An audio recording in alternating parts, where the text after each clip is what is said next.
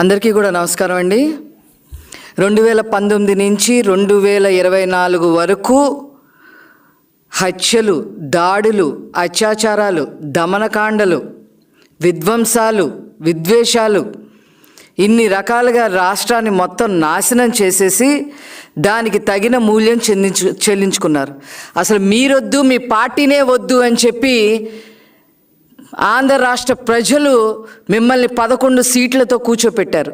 కనీసం ప్రతిపక్ష హోదా కూడా వైసీపీ పార్టీకి దక్కలేదు. దాన్ని ఎందుకు అలా చేశారు అని చెప్పి వాళ్ళు పోస్ట్మార్టం చేసుకోవాల్సింది పోయి, ఎందుకు ఇలా జరిగిందని పోస్ట్మార్టం చేసుకోవాల్సింది పోయి తెల్లారే శవ రాజకీయాలకి దిగారు. తెలుగుదేశం పార్టీ వాళ్ళు ఏదో దాడులు చేస్తున్నారు మా మీద అని చెప్పి కొత్త శవ రాజకీయం స్టార్ట్ చేశారు. అసలు వైసీపీ పార్టీ అంటేనే ఏడుపుగొట్టు శవ రాజకీయాల పార్టీ అని చెప్పి రుజువయ్యింది. అసలు ఆ పార్టీ పుట్టిందే శవ రాజకీయాలతో. రాజశేఖర్ రెడ్డి గారి శవంతోనే ఆనాడు సంతకాలు సేకరించి రాజకీయం చేసిన దిట్ట ఈ జగన్మోహన్ రెడ్డి. ఆ తర్వాత ఎవరూ చనిపోకపోయినా కూడా ఓదార్పు యాత్ర పేరుతో శవరాజకీయాలు చేశారు ఈ జగన్మోహన్ రెడ్డి. తర్వాత 2019లో బాబాయ్ శవాన్ని అడ్డు పెట్టుకొని శవరాజకీయాలు చేసి ఒక్క ఛాన్స్ పేరుతో ఏదో ప్రభుత్వం ఫామ్ చేసుకోవటం జరిగింది. ఇప్పుడు మళ్ళీ అదే శవరాజకీయాలు ఆంధ్ర రాష్ట్రంలోనే కాకుండా ఏకంగా ఉపరాష్ట్రపతి గారిని కూడా కలిసి ఢిల్లీలో శవరాజకీయాలు చేస్తూ ఉన్నారు.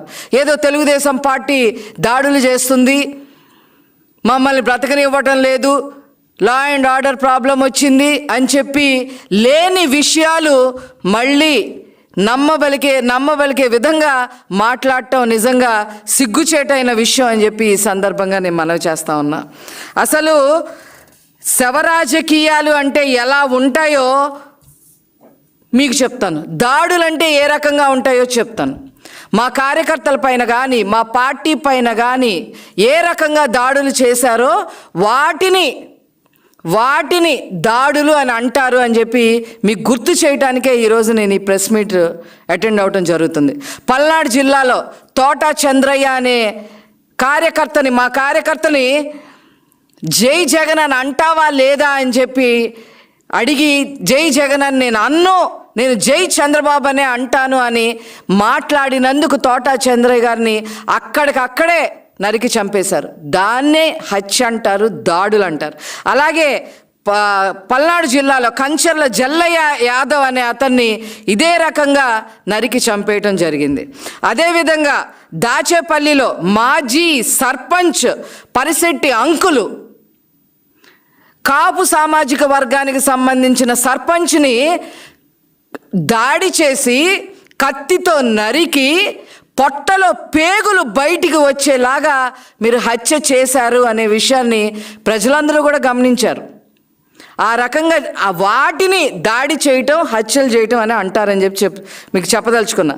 అలాగే అమర్నాథ్ గౌడ్ని, మా అక్కని ఏడిపించదురా బాబు అని చెప్పి నోరు తెరిసి తమ్ముడుగా అడిగినందుకు నోట్లో గుడ్డలు కుక్కి పెట్రోల్ పోసి చంపేశారే తెల్లవారుజామున, దాన్ని కక్ష రాజకీయం, దాడి చేయటం, చంపడం అనేది దాన్ని అంటారు.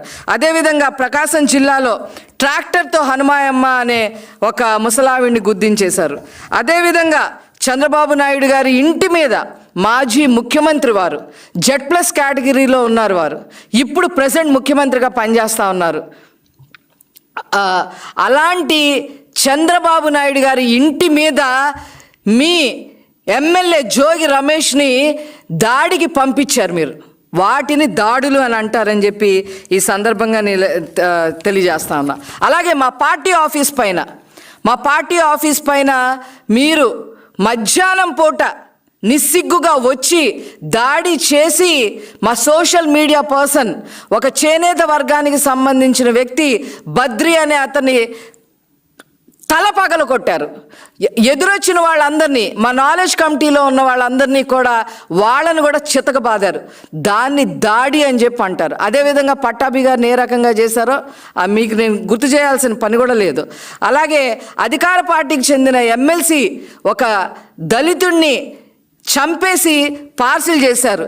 దాన్ని దాడి శవ రాజకీయం అని చెప్పి అంటారు. అదేవిధంగా మాస్క్ అడిగినందుకు ఒక దళిత డాక్టర్ని పిచ్చోడు ముద్ర వేసి దాడి చేసి పిచ్చోడు ముద్ర వేసిన హీన చరిత్ర కూడా మీదే అని చెప్పి నేను చెప్తా ఉన్నా. ఓం ప్రకాష్, చిత్తూరు జిల్లా, కల్తీ మద్యం గురించి ప్రశ్నించినందుకు తెల్లార శవమై తేలాడు. ఇంతవరకు అతను చంపారో ఆత్మహత్య చేసుకున్నారో కూడా తెలియని పరిస్థితి తీసుకొచ్చారు.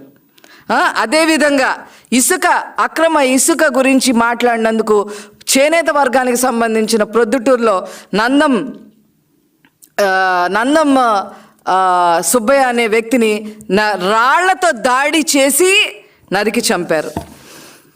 అదేవిధంగా విజయనగరం జిల్లాలో రాజాంలో కృష్ణా మాస్టర్ గారు కేవలం వైసీపీలో చేరలేదని చెప్పి అతని దాడి చేసి కారుతో గుద్దించి చంపేశారు.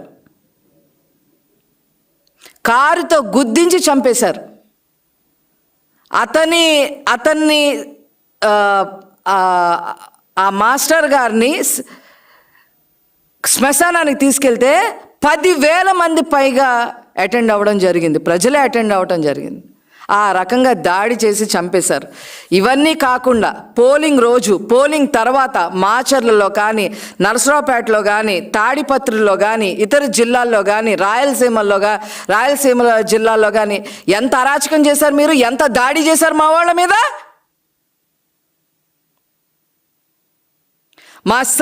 మా నోళ్ళు కట్టిచ్చేస్తూ ఉంటారు చంద్రబాబు సార్. దేనికైనా దాడి పరిష్కారం కాదు, చట్టపరంగా వెళ్ళాలి, చట్టపరంగా శిక్ష పడాలి అని చెప్పి ఎప్పుడు నూరి పోస్తూ ఉంటారు మాకు.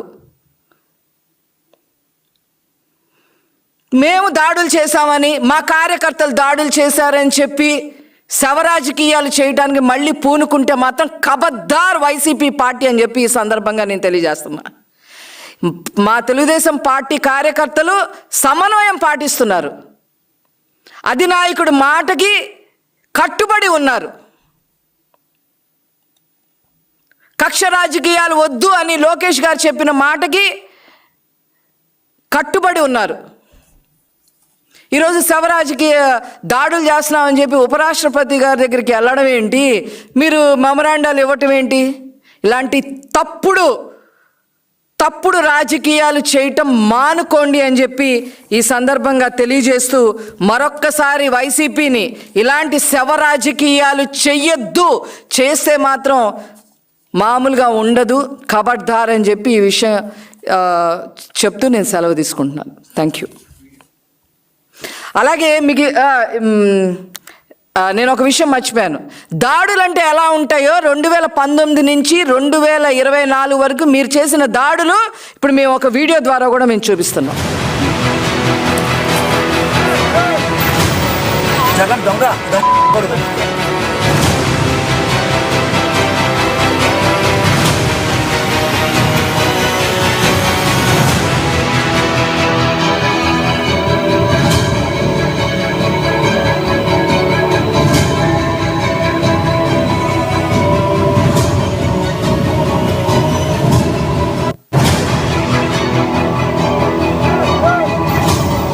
జగన్ దొంగ